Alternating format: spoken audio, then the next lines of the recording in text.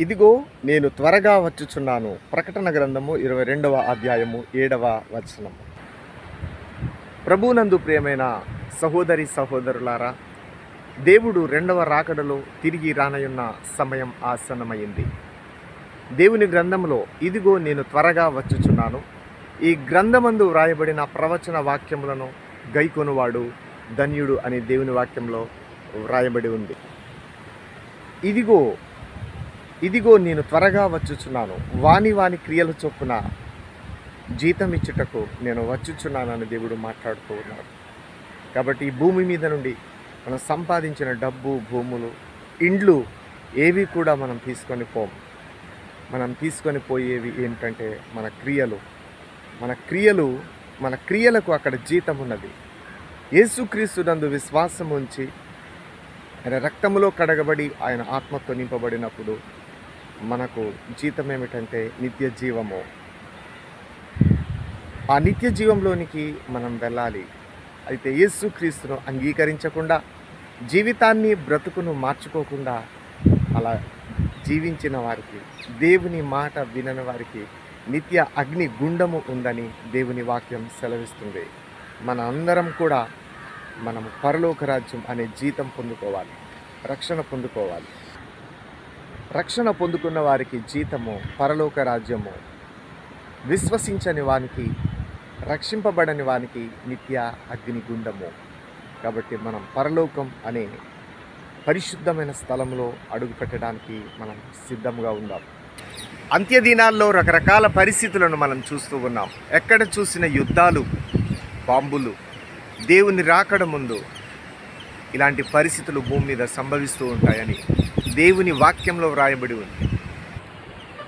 మనం దేవుని రాకడకు సిద్ధపడ్డాం, పరిశుద్ధమైన అలంకారములను ధరించుకున్నాం, పాపమును విడిచిపెట్టాం, యేసు రక్తంలో కడగబడ్డాం. కొంతమంది పరిశుద్ధాత్మతో కూడా నింపబడి మనం సిద్ధపడి ఉన్నాం. అయితే విషయం ఏమిటంటే, రక్షింపబడ్డ మనము ఏ మలినంలో పడకుండా, ఎటువంటి మరక మనకు అంటకుండా పరిశుద్ధత కలిగిన వారై ఆయన రాకడకు ఎదురు చూద్దాం. రక్షింపబడ్డాం కానీ జాగ్రత్తగా ఆయన ప్రత్యక్షత కొరకు ఎదురు చూద్దాం. ఈ సృష్టి అంతా యేసు ప్రభు రెండవ రాకడ కొరకు ఎదురు చూస్తూ ఉంది. మనం కూడా ఆయన రెండవ రాకడ కొరకు సిద్ధపాటు కలిగిన వారమై ఎదురు చూస్తూ ఉన్నాం. రెప్పపాటున ఆయన రానయ్యున్నాడు. ఆయనను ఎదుర్కొనుటకు ఒక సంఘముగా, వధువైనటువంటి కన్యకగా మనం సిద్ధపడి ఉన్నాం. మనమందరం ఎత్తబడుతూ ఉన్నాం, మహిమ శరీరాన్ని దాల్చబోతూ ఉన్నాం. కానీ భూలోకంలో పరిస్థితులు, భయంకరమైన శ్రమలు, భయంకరమైన మరణగండాలు, తెగుళ్ళు, ఆ తర్వాత రకరకాల యుద్ధాలు అని దేవుని వాక్యంలో వ్రాయబడి ఉంది. ఆయన మేఘారూఢుడై వచ్చుచున్నాడు, భూజనులందరూ ఆయనను చూచి రొమ్ము కొనెదరు అని దేవుని వాక్యంలో రాయబడి ఉంది. కొండలకు పారిపోతారు మనుషులు, కానీ వారిని ఎవ్వరూ తప్పించలేరు. మనము సిద్ధపాటు కలిగిన వారమై ఉన్నాం. అయితే దేవుని రాకడ కొరకు, ఆ రాకడ ముందు వచ్చే శ్రమలలో ఓర్పు కలిగిన వారుగా మనం ఉండాలి. దేవుని రాకడ ముందు రక్షింపబడ్డ మనకు కొన్ని పరీక్షలు, శోధనలు, ఓర్పుతో, పట్టుదలతో మనం ఉండాలి. శోధనలకు మనము కృంగిపోకుండా, పడిపోకుండా, బెదిరిపోయేవారుగా ఉండకూడదు.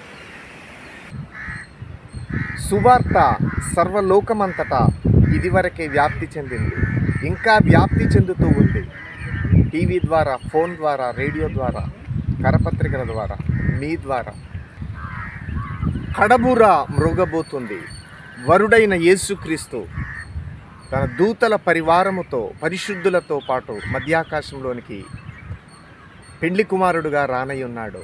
మనమందరం రెప్పపాటున మార్పు చెంది మహిమ శరీరాన్ని దాల్చుకొని యేసు ప్రభుని ఎదుర్కొనబోతూ ఉన్నాం. ఆ యేసు ప్రభు రాజ్యంలో ఆకలి ఉండదు, దాహం ఉండదు, కన్నీరు ఉండదు, చింత ఉండదు. ఆ శాశ్వతమైన